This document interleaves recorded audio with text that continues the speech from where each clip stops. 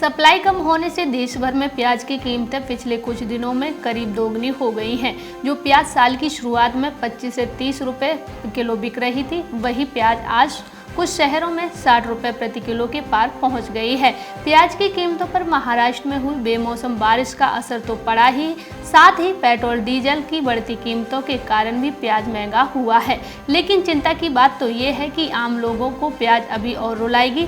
विशेषज्ञों की माने तो मार्च के बाद ही प्याज की कीमतें कम होने की उम्मीद है, जब बाजार में प्याज की नई पैदावार आ जाएगी। देश की सबसे बड़ी थोक प्याज मंडी लाचलगांव एपीएमसी में प्याज का थोक रेट बीते 10 दिनों में 20% तक बढ़ गया है। लाचलगांव एपीएमसी की चेयरपर्सन का कहना है कि दक्षिण भारतीय बाजारों से भी प्याज की सप्लाई कम हुई है।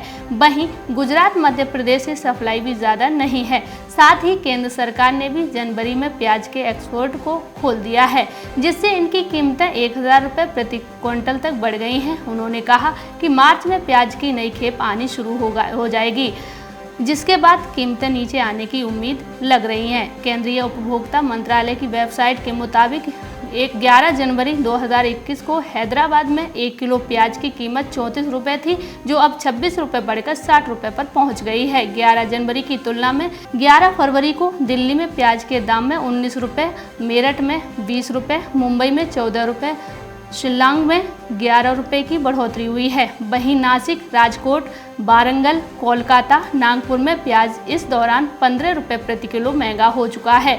दिसंबर 2020 और जनवरी 2021 के दौरान हुई बेमौसम बारिश से महाराष्ट्र में किसानों की प्याज की फसल बर्बाद हो गई है।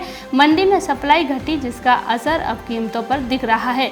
देश की मंडियों में प्याज की सप्लाई करीब 40% तक कम हो गई है। इस वजह से देश में प्याज महंगा हो गया है। इसके अलावा अनियन एक्सपोर्ट को इजाज़त देने के कारण भी देश में प्याज महंगा हुआ है। प्याज महंगा होने की दूसरी वजह डीजल की कीमतों में लगातार बढ़ना भी बताया जा रहा है। इससे माल ढुलाई महंगी हो गई है। Bureau report, market times TV.